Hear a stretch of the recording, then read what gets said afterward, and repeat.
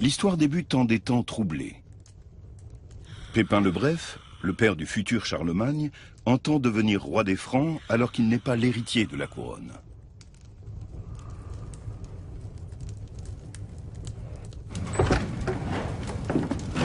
Le jour se lève, Seigneur. Vous aurez veillé toute la nuit.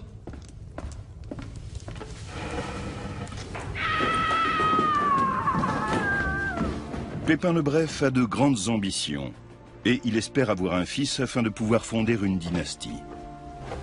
C'est un garçon. 4 longues années s'écoulent après le mariage de Pépin et Bertrade jusqu'à la naissance en avril 748 de leur premier fils, l'héritier tant attendu.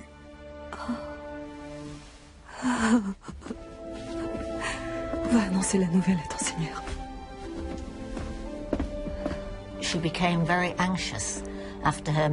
Après son mariage, Bertrade était très inquiète à l'idée de ne pas avoir d'enfant. Son statut, et surtout celui de son époux, dépendait de la naissance d'un fils. On dit qu'elle priait désespérément pour être enceinte. Puis elle a donné naissance à Charles. J'imagine qu'à ce moment-là, elle a dû ressentir un formidable sentiment de soulagement. Seigneur, c'est un garçon adorable, en pleine santé.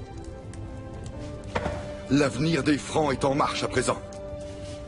Mon fils sera baptisé du nom de Charles en l'honneur de mon père. Je suis sûr qu'il sera un grand homme. Que Dieu bénisse le futur roi des Francs. Le royaume des Francs, composé d'une multitude de principautés, est régi depuis des générations par les Mérovingiens. Toutefois, Pépin le Bref, qui fait partie de la dynastie des Pépinides, dispose de bons arguments pour convaincre les princes de l'aider à renverser la dynastie des Mérovingiens.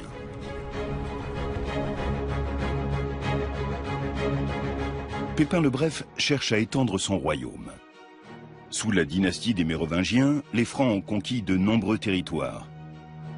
Des parties de la France actuelle viennent s'ajouter aux régions de colonisation originelles situées sur les rives du Rhin et de la Moselle.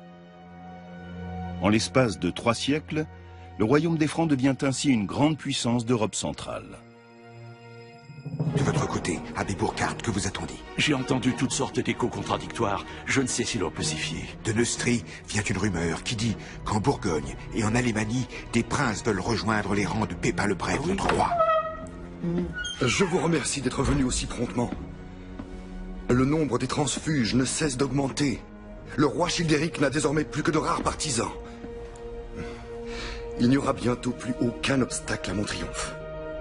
Seulement, sans un puissant allié prêt à prendre mon parti, les opposants n'accepteront pas la défaite. Abbé Fulrad, abbé Burkhard, que diriez-vous d'une mission à Rome ?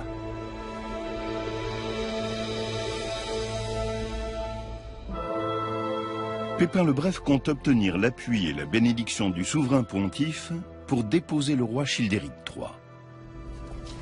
Mon brave abbé Fulrad, abbé Burkhard, je dois vous annoncer qu'après mûre réflexion, j'ai arrêté pour l'avenir du royaume franc une décision.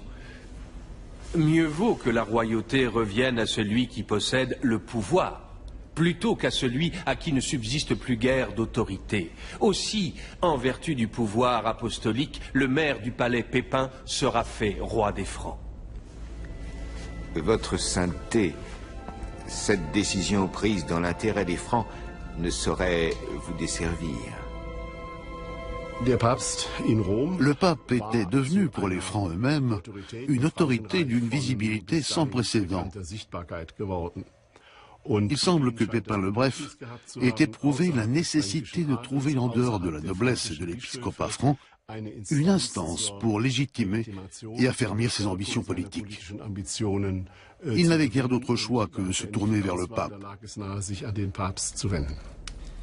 Ainsi fut fait selon les ordres du pontife romain et le père de Charles, Pépin, fut élevé au rang de nouveau roi des Francs.